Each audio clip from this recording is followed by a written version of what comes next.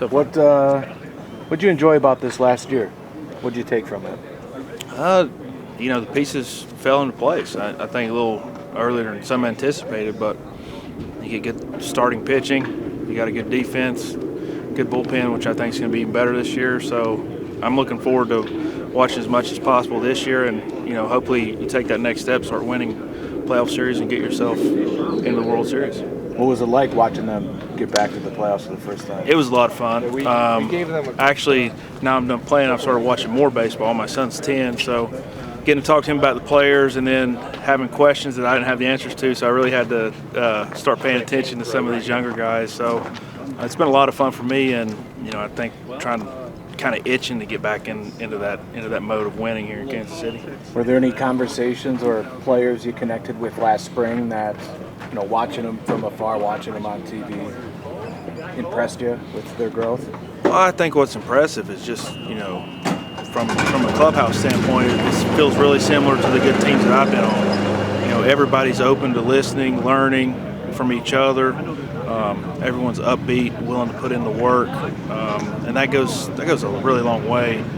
I think stuff-wise, from a pitching staff standpoint especially, like you see the stuff's there.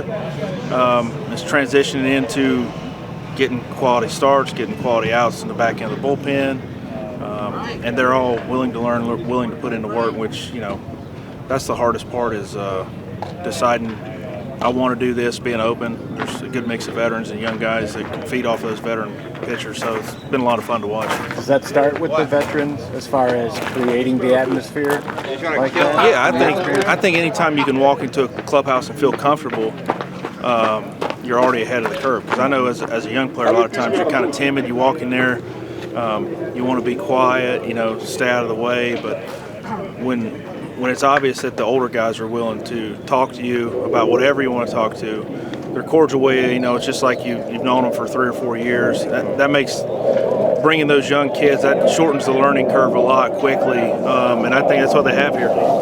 Any questions from your son that stood out that you didn't have the answer to? So he wants to know who the next Bobby Witt is, and I told him that there's only a handful of Bobby Witts in the league, but I'll keep an eye out. I'm kind of looking, and he asked me again yesterday, as a matter of fact. So we'll catch some more games and try to tell him who I think the next Bobby Witt is. But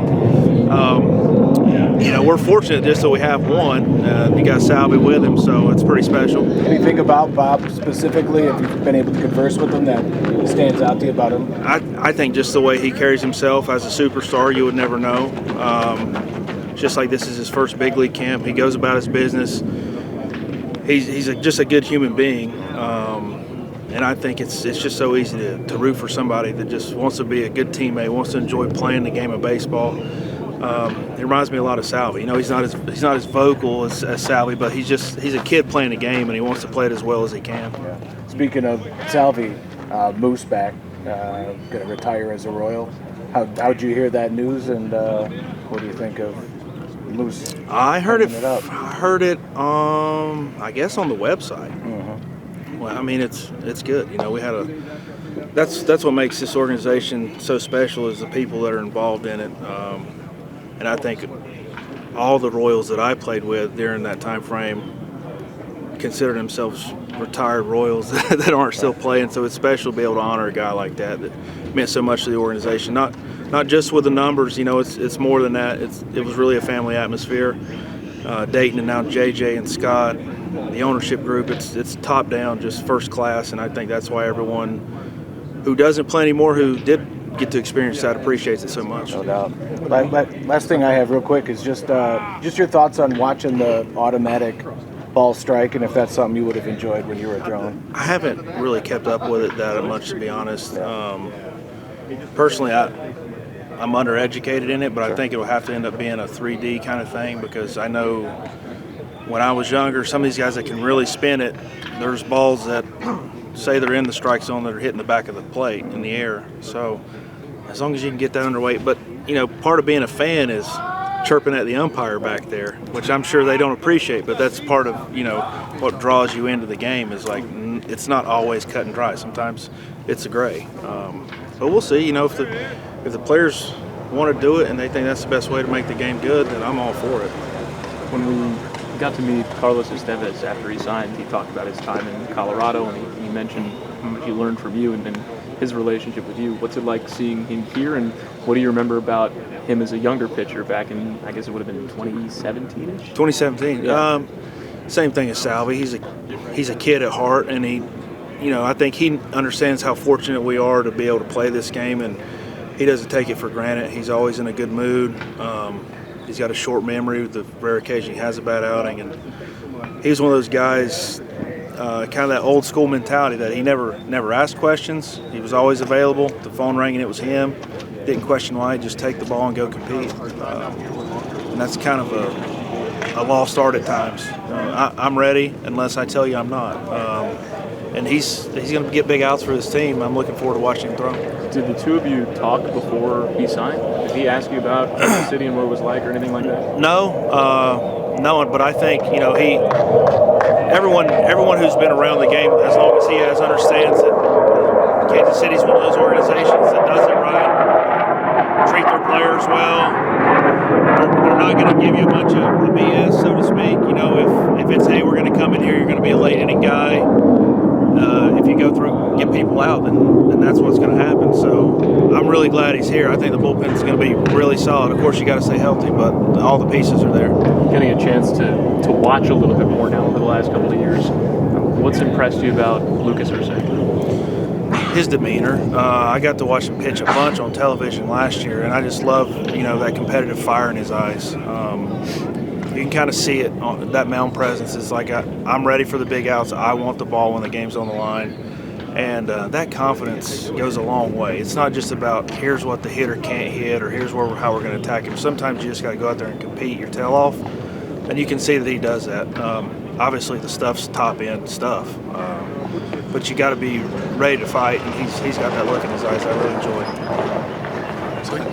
Son, talking about falling in love. Like, is it rekindled your a new love for the game watching it through his eyes at all? Yeah.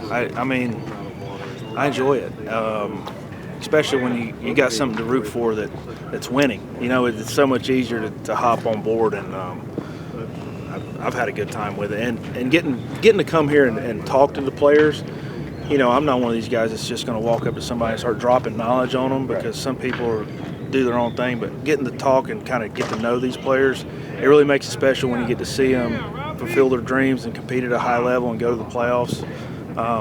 And I hope they get to take the next step this year because I think as a clubhouse, you kind of go, I've talked about it in the past, you go from thinking you can win to knowing you can win. And I think that's kind of the corner they've turned this spring. So, hopefully stay healthy, keep your players on the field, and, take that next step. Feel like I have the same dreams you did at that age? Does he want to be He's like the old man? a baseball player, but I think he wants to play shortstop because we talked about the age gap between him and Bobby, and I said, well, hopefully Bobby's still around, but you'll probably have to kick him to third because he'll be aging a little bit by the time you get there.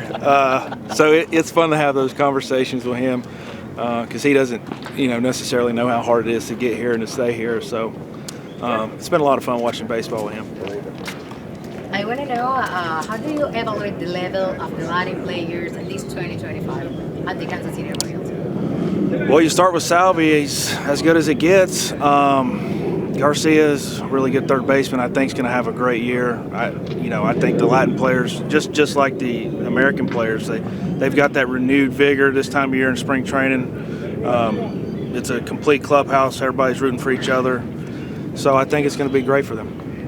That chemistry inside at the clubhouse, what do you see different maybe the other years about that year 2025? I think they expect to win. The clubhouse itself is a unity. It's a brotherhood. They enjoy each other's company. They enjoy competing. That hasn't changed. But I think this year they understand what it's going to take to get back to the playoffs, and I think they're ready to take that next step and win.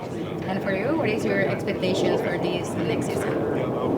I don't have any. I'm hoping they all have career years and win the World Series, but there's a lot of good teams in Major League Baseball, so put yourself in the right situations, do little things right, and see how it shakes down at the end of the year.